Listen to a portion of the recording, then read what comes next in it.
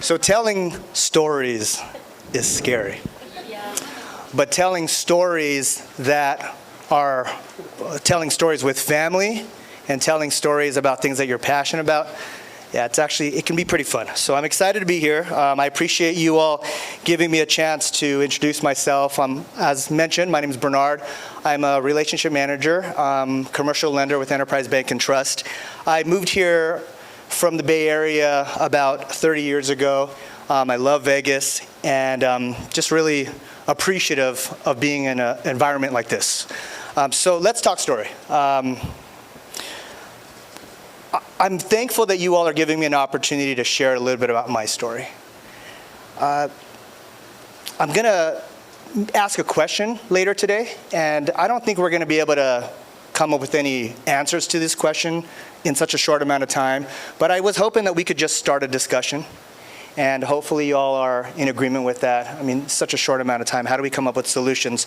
But I do want to start with my personal story, and I appreciate you giving me an opportunity to do that. So Layla, lovely Layla, where are you? She's over there in the back. Lovely Layla, 5 weeks old, and jovial Jasmine, 3 years old. I'm looking at them and I think of how they look through life, through their eyes, and I think about what my lens and how I looked at life. And you know, for me, I grew up with not a lot. My family in the Bay Area in Silicon Valley, we were on welfare and food stamps. I did spend some time in a children's shelter in Santa Clara County, and the government felt that it was necessary for me to be taken out of my home. And when I did live with my parents, my mom, she's originally from Hawaii. She was a maid. And my father, he was born in the Philippines. He was a janitor.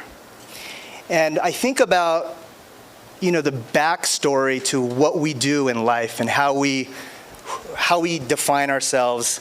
And for me, when I think of my children getting an opportunity to do some of the things that I was able to do, I get excited. I was able to go to school. I worked full-time and got my undergraduate degree and had an opportunity to better myself and hopefully maybe do something different than what my family did. In my career, I grew up in Silicon Valley in the financial district working for banks. And I had an opportunity to create partnerships with people. And this is something that I wish my children would have an opportunity to do as well. I was introduced to a financial planner very early. I was 19 years old. And he taught me something about compound interest. So at 19, a ripe age of 19, I started having money taken out of my account. And it was only 20 bucks, but it was a habit. And it never stopped. And as I made more money, I put a little bit more in. And I was also introduced to business clients. And you get to sit with these guys and they talk about what they're passionate about. And they share some pretty insightful things that I wanted for myself. For example, one business owner said, hey, I just want to start buying real estate.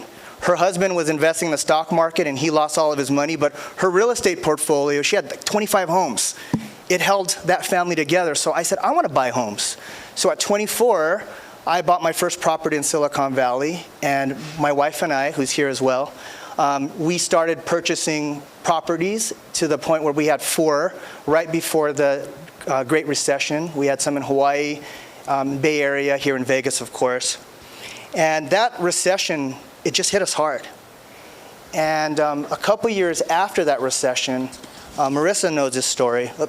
A couple years after that recession, something happened in 2010, and that's when I'm going to go back to the beginning of my story. I was 30 years old. Lovely Layla there was 5 weeks old, and I haven't done this story with my kids in the room, so forgive me, but and my oldest daughter, it was her 3rd birthday. And so what happened with me is at that time in my early 30s, I went to the other side. I suffered a heart attack, and my wife, who's standing in the back room there, she helped me come back. And I understood I have a purpose now. And you know, when I was younger, I had this fire. I wanted to do better. And then the heart attack happens, and now I want to do better for those people. And I meet a financial planner who sets me straight, and I'm very proud to say that my wife and I are retiring in 10 years. And, I think what happens is from that experience, I get this empathy. I have this empathy for the underdog.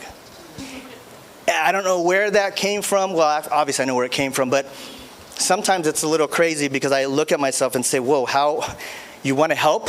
And I actually am going to ask you to help. So today I'm going to turn it on you, each of you. And I want to, as I mentioned, start a discussion. And I want us to answer a question. The question is, how can each of you be empowered to help the next generation to ensure that we get financial security? Because finances, to me, equals calmness. But we need a little framework. So I understood that you also want to have values in your life and identify those values. What's most important? And if you're not performing every day, meeting those values, then relook why you're spending time doing those things.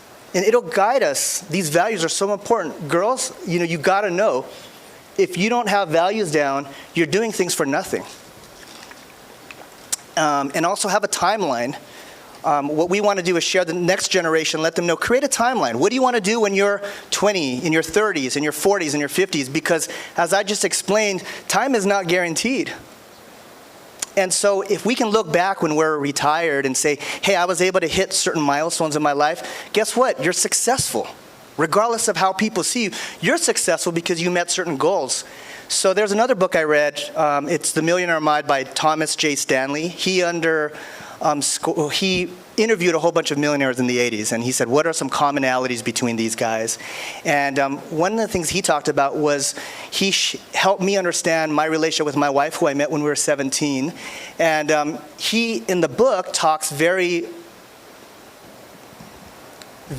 well about how important it is to get a good partner in life. Because what happens is if you don't choose the right partner and you have to reset and restart, that can be very costly to you and your finances. So for the next generation, we want to let them know, hey, find somebody who you love, stick with them, because they'll stick with you. Also to the next generation, we want to share with them that, find a planner, find a professional to help you. If you're a business owner, understand about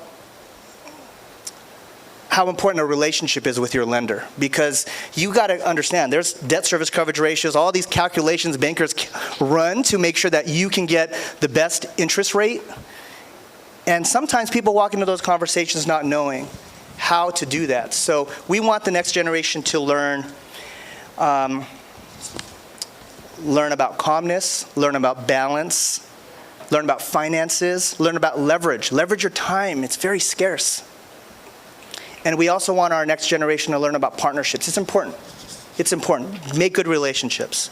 So in closing, I'm going to repeat the question. How can you be empowered to help the next generation with financial security? Obviously, we're not going to come up with answers today, but I hope we can continue the discussion. Feel free to reach out to any of us in here. I'm here to help as well. And I want to just say thank you for your time, and thank you to my family for being here. I appreciate you guys.